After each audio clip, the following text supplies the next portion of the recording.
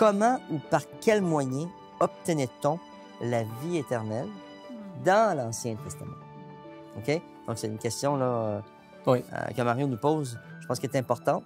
Oui, c'est la question de savoir, est-ce que dans les deux parties de la Bible qu'on appelle donc l'Ancien Testament et le Nouveau Testament, le moyen d'obtenir le pardon de nos fautes et finalement la vie éternelle, est-ce que c'est le même ou est-ce qu'il y a deux moyens différents? Et puis la question de Mario, c'est, comme Jésus-Christ n'était pas encore venu, qu'est-ce qu'il en est? Peut-être pour répondre à la question de Mario, on pourrait prendre un texte dans l'Épître aux Romains, que je pense tout de suite. L'apôtre Paul, dans l'Épître aux Romains, essaye de montrer qu'on n'est pas sauvé par nos mérites, qu'au fond, on ne peut être sauvé que si on fait confiance à Dieu, si on est simple, humble, repentant, et qu'on reconnaît notre besoin de pardon, que par la foi, on accepte ce que Jésus a fait pour nous. Mais quand il prend des exemples de ce salut par la grâce et par la foi, il prend l'exemple d'Abraham. Je lis dans Romains 4, à partir du verset 1er. « Que dirons-nous donc d'Abraham, notre ancêtre, selon la chair? Qu'a-t-il obtenu? Si en effet Abraham a été justifié par les œuvres, il a sujet de se glorifier. Mais devant Dieu, il n'en est pas ainsi. En effet, que dit l'Écriture?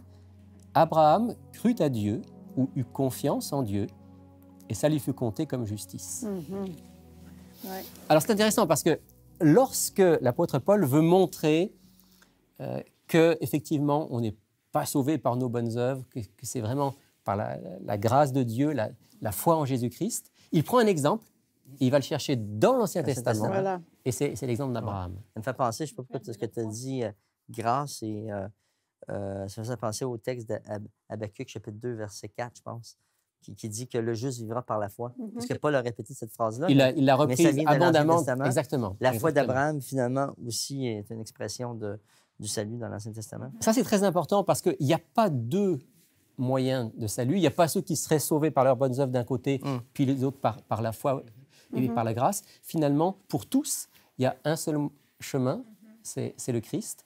Il y a un seul moyen de recevoir la grâce du Christ, c'est la confiance en Dieu.